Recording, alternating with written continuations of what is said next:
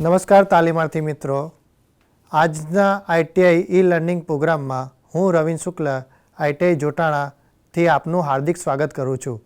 આજે હું આઈટીઆઈમાં ચાલતા કોમ્પ્યુટર ગ્રુપ અંતર્ગત કમાન્ડ લાઇન આઈડીઈ ક્રિએટ અને એક્ઝિક્યુટ પાયથન પ્રોગ્રામ વિશે આપ સૌને માહિતી આપીશ. આજના ટોપિકમાં આપણે કમાન્ડ લાઇનથી પાયથન પ્રોગ્રામ રન કરીશું. તો સૌ પ્રથમ આપણે સ્ટાર્ટમાં જઈશું અને અહીંયા લખીશું કમાન્ડ પ્રોમ્પ્ટ, અથવા તો તમે CMD પણ લખી શકો છો. શોર્ટ ફોર્મમાં CMD પણ લખી શકાય, જે આપણને MS-DOS માઇક્રોસોફ્ટ ડિસ્ક ઓપરેટિંગ સિસ્ટમનો કમાન્ડ લાઇન ઇન્ટરફેસ ખુલી જશે. હવે અહીંયા આપણે પાયથોન લખી એન્ટર આપીશું તો આપણે પાયથોન 3.12.11 વર્ઝનથી આપણને પાયથોન ઇન્ટરેક્ટિવ મોડ આપણને ખુલી ગયો છે. અહીંયા પ્રિન્ટ ફંક્શન મેં યુઝ કર્યું છે અને હેલો આપણે એક વર્ડ લખ્યો છે, જેથી આઉટપુટ અહીંયા રન થઈ ગયેલું છે. ત્યારબાદ બીજી એક રીત છે કે સ્ટાર્ટ નોટપેડ. નોટપેડમાં એક આપણે ફાઇલ બનાવીશું પાયથન પ્રોગ્રામની. પ્રિન્ટ, અહીંયા હું હેલો વર્ડ લખું છું અને હું અહીંયા ફાઇલને સેવ કરું છું.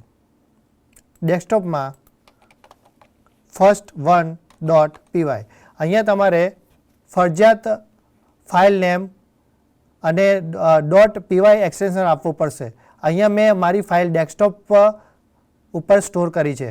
અહીં હું સેવ કરું છું. હવે આ જે ફાઇલ છે નોટપેડની ફાઇલ, એમાં જે પ્રિન્ટ ફંક્શન લખેલું છે એને હું DOS કમાન્ડ લાઇન ડોટ્સમાં હું રન કરાવીશ. મારી ફાઇલ ડેસ્કટોપમાં પડી છે એટલે હું સીડી ડેસ્કટોપ ઉપર જઈશ. હવે એ ડેસ્કટોપનું લોકેશન ખુલી ગયું છે. અહીંયા મારે ફાઇલનું લિસ્ટ જોવું હોય તો dir ફંક્શનથી મારી ફાઇલ બતાવી રહી છે first1.py. તો અહીંયા રન કરવા માટે first1.py પાયથન એક્સટેન્શન આપીશ અને હું એન્ટર આપીશ તો અહીંયા આપણો જે પ્રોગ્રામ લખેલો છે પ્રિન્ટ ફંક્શન નેમની અંદર હેલો વર્ડ, એ આપણે અહીંયા કમાન્ડ પ્રોમ્પ્ટની અંદર એક્ઝિક્યુટ થઈ ગયો છે. બીજી એક રીત છે કે ધારો કે તમને ફાઇલ લોકેશન તમે શોધી શકતા નથી તો તમે ધીસ કોમ્પ્યુટરમાં જઈ ડેસ્કટોપમાં જઈ અને અહીંયા મારી ફાઇલ first.py પડેલી છે તો એના ફાઇલ લોકેશનમાં CMD ટાઈપ કરીશ તો મારો ડાયરેક્ટલી લોકેશન કમાન્ડ પ્રોમ્પ્ટ ખુલી જશે. અહીંયા તમે first1.py લખશો તો પણ અહીંયા રન થઈ જશે. બીજી એક રીત છે પાયથોન first1.py થી પણ તમે રન કરી શકશો. તો કોઈ પણ ફાઇલની આગળ તમે પાયથોન લખીને પણ તમે તમારી ફાઇલ નેમ અને એક્સટેન્શન આપીને પણ અહીંયા તમે તમારું આઉટપુટ જોઈ શકાય છે. ત્યારબાદ એક ત્રીજી એક મેથડ છે કમાન્ડ લાઇનની અંદર કે મને આઉટપુટ મારા જે પ્રોગ્રામ રન કરેલું છે એનું મારે આઉટપુટ સ્ટોર કરવું છે.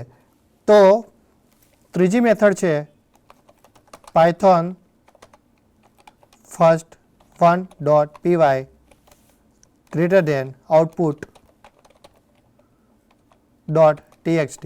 એન્ટર કરતાની સાથે અહીંયા આઉટપુટ નામની એક ફાઇલ બની જશે, જેમાં મારા જે પ્રોગ્રામનું આઉટપુટ છે એ અહીંયા સ્ટોર થયેલું દેખાશે. પહેલાં આપણે શું કર્યું કે પહેલાં પ્રોગ્રામની એક નોટપેડ ફાઇલ બનાવી અને એને સેવ કર્યું ફાઇલ નેમ .py.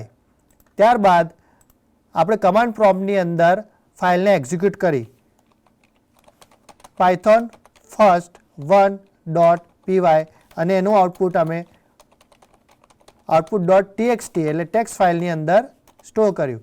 એટલે મારી એક નવી ફાઇલ ક્રિએટ થઈ ગઈ, જેમાં મારા જે પ્રોગ્રામનું આઉટપુટ જે હેલો વર્ડ લખેલું છે એ અહીંયા સ્ટોર થઈ જાય છે. ત્યારબાદ બીજી એક મેથડ છે IDE. અહીંયા તમે સ્ટાર્ટમાં IDLE પાયથન 3.12 ઉપર ક્લિક કરીને તો અહીંયા તમને પાયથન ઇન્ટરેક્ટિવ મોડ તમને જોવા મળશે. અહીંયા તમે ફાઇલને સેવ પણ કરી શકશો અને એક્ઝિક્યુટ પણ કરી શકશો. ધારો કે પ્રિન્ટ હેલો લખું છું તો અહીંયા મને આઉટપુટ મને બતાવી દે છે. ત્યારબાદ કોઈ પણ પ્રોગ્રામ મારે સેવ કરવો હોય તો ફાઇલમાં ન્યૂ ફાઇલ અથવા તો કંટ્રોલ એન, એની શોર્ટકટ કી છે કંટ્રોલ એન થી પણ તમે અહીંયા ફાઇલ સ્ટોર કરી શકો છો. હવે ફાઇલને હું સેવ કરીશ ડેસ્કટોપ પર, file3.py સેવ. ઓકે, અહીંયા ફાઇલ અમારી સેવ થઈ ગયેલી છે. તમારી ફાઇલ તમને રન કરવી હોય તો ફાઇલ રન ઉપર જઈને F5 ફંક્શન દબાવશો તો અહીંયા તમારે ફાઇલ રન થઈ જશે. એની સાથે તમારું ફાઇલ લોકેશન પણ અહીંયા બતાવી દેશે. કોઈપણ ફાઇલને રન ઉપર જઈને F5 ફંક્શન ઉપર ક્લિક કરશો તો તમારો ફાઇલ અહીંયા એક્ઝિક્યુટ થઈ જશે. તો આ આઈડી મોડમાં તમે ફાઇલ બનાવી અને રન કરી. તો અત્યારે આજના ટોપિકમાં કમાન્ડ લાઇન અને આઈડીથી કોઈપણ પાયથોન પ્રોગ્રામ ક્રિએટ અને એક્ઝિક્યુટ કરતા તમે શીખ્યા. આજે આપણે તાલીમાર્થી મિત્રો કમાન્ડ લાઇન અને આઈડી દ્વારા પાયથોન પ્રોગ્રામ કઈ રીતે લખવો અને કઈ રીતે એક્ઝિક્યુટ કરવો એ આપણે જાણ્યું, જેથી તમે કોઈપણ પ્રોગ્રામ લખી પણ શકશો, સેવ પણ કરી શકશો અને એક્ઝિક્યુટ પણ કરી શકશો. આભાર.